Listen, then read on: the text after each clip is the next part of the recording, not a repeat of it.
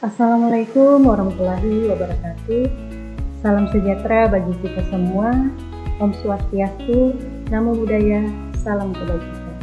Halo Healthies, perkenalkan nama saya Olivia dengan NIM P1337437123357 dari Program Studi D3 Rekam Medis dan Informasi Kesehatan Poltekkes Kemenkes Semarang, Kampus Kendal. Video ini merupakan tugas kelompok dari mata kuliah Etika Profesi dan Hukum Kesehatan oleh dosen pengampu yang kami hormati Ibu Lestari SKM MKes. Kelompok kami adalah kelompok 2 yang terdiri dari 17 mahasiswa. Dalam video ini, kelompok kami membahas terkait pengungkapan dan pelepasan informasi kesehatan individu. Untuk itu, kami akan membagikan informasi terkait tema tersebut. Semoga bermanfaat dan menambah wawasan dan pengetahuan bagi yang menonton video ini. Selamat menyaksikan.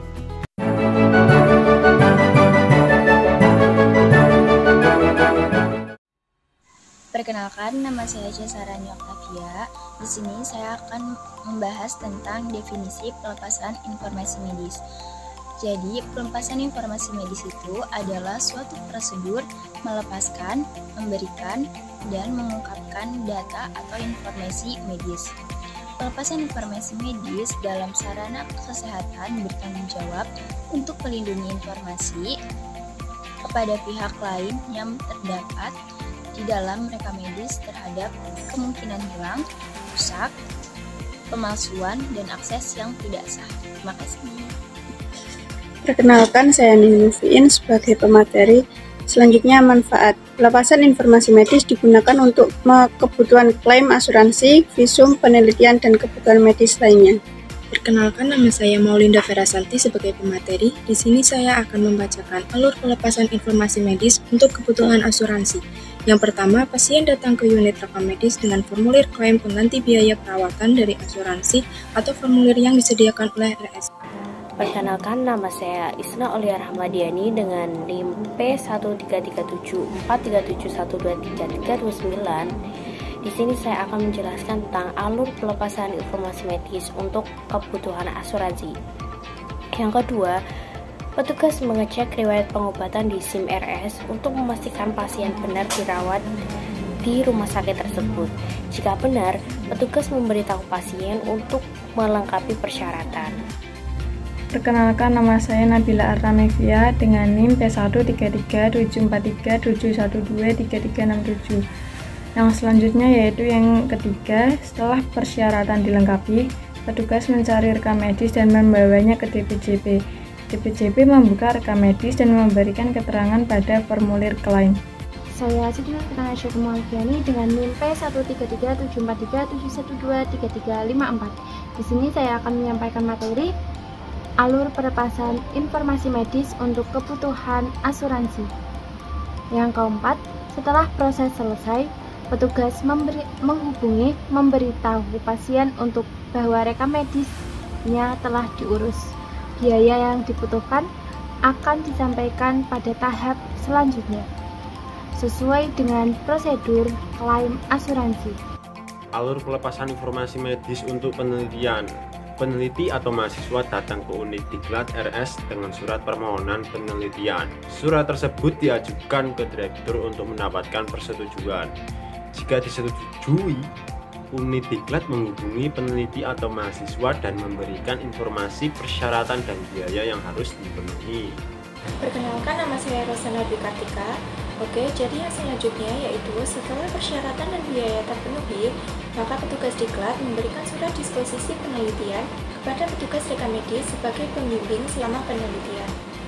Mahasiswa dapat mengambil data yang dibutuhkan di unit rekam medis sesuai dengan proses yang telah diatur. Perkenalkan, nama saya Aulia Triakuyanti Berutu dengan NIM P1337437123365. Di sini saya akan menjelaskan mengenai alur pelepasan informasi medis untuk legalisir surat kematian.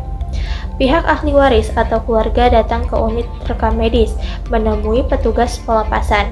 Petugas akan meminta beberapa persyaratan yang dibutuhkan. Kemudian, petugas akan melakukan pengecekan apakah benar bahwa pasien tersebut merupakan pasien di rumah sakit tersebut.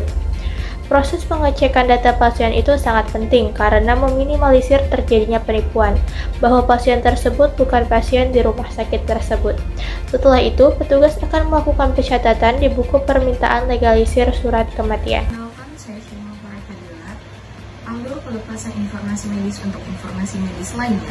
Berdasarkan hasil penelitian pasien atau keluarga yang datang ke unit rekam medis, pasien akan diberikan formulir permohonan data medis yang telah disediakan oleh rumah sakit untuk diisi oleh pasien. Jika yang melakukan permohonan bukan merupakan pasien sendiri, maka wajib menunjukkan surat kuasa dari pasien. Petugas akan melakukan pengecekan data pasien di SIM-RS. Jika benar pasien tersebut merupakan pasien di RS, maka petugas akan meminta persyaratan yang dibutuhkan.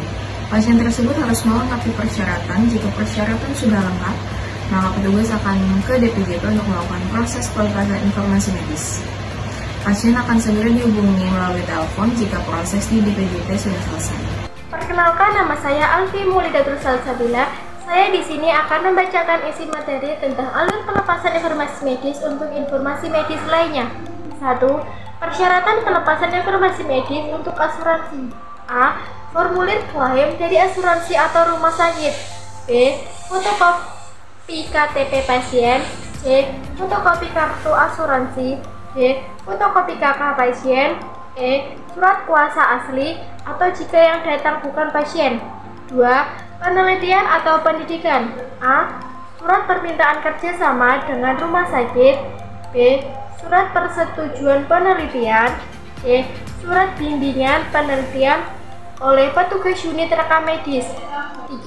Kepolisian atau visum et repertum. A. Surat pengantar dari pasien yang bersangkutan. B. Surat permintaan visum dari kepolisian. C. Surat kuasa atau surat persetujuan pasien. Yang keempat ada legalisir surat kematian, yakni fotokopi KTP ahli waris, fotokopi surat kematian, surat kuasa asli ahli waris. Yang kelima, data medis lainnya, yakni surat pengantar dari pasien yang bersangkutan, surat permintaan visum dari kepolisian, surat kuasa atau surat persetujuan pasien. Yang keenam, ada identifikasi faktor penghambat pelepasan informasi medis kepada pihak ketiga, yakni identifikasi faktor penghambat pelepasan informasi menggunakan teori sumber daya, yaitu 5M terdiri dari manusia, man, dana, money, fasilitas, material, prosedur, and kebijakan method, dan peralatan mesin. Saya Arum Ayu Safira sebagai pemateri selanjutnya, yaitu ada pelepasan informasi medis seorang pasien dapat diberikan kepada pihak-pihak terkait, antara lain yang pertama asuransi, yang kedua pasien atau keluarga pasien, yang ketiga rumah sakit yang menjadi tempat rujukan, yang keempat dokter lain yang merawat pasien, yang kelima kepolisian, dan yang terakhir untuk keperluan pengadilan. Pemberian informasi medis mengikuti prosedur halus yang berlaku. Informasi medis dapat diberikan apabila pasien menandatangani serta memberikan kuasa kepada pihak ketiga untuk mendapatkan informasi medis mengenai dirinya. Hal ini bertujuan untuk melindungi rumah sakit dari tuntutan yang lebih jauh. Selanjutnya kita akan membahas tentang tujuan dari pelepasan informasi medis. Assalamualaikum warahmatullahi wabarakatuh. Sebelumnya perkenalkan, saya Nirina Rizani Hermawan dari kelompok 2. Di sini saya akan menyampaikan materi mengenai tujuan pelepasan informasi medis. Tujuan pelepasan informasi yang pertama yaitu 1. Untuk menjaga kerahasiaan riwayat kesehatan pasien. Kemudian yang kedua, menghindarkan pelepasan informasi medis pasien terhadap pihak yang tidak memiliki hak. Adapun tujuan pelepasan informasi yang terakhir yaitu menghindari terjadinya tuntutan hukum bagi tenaga kesehatan yang memberikan informasi medis pasien bagi rumah sakit. Itulah beberapa tujuan dari pelepasan informasi medis. Saya Farida Alfareta, itulah video dari kelompok kami. Jadi intinya, pelepasan informasi medis adalah suatu prosedur melepaskan, memberikan, dan mengungkapkan data atau informasi medis.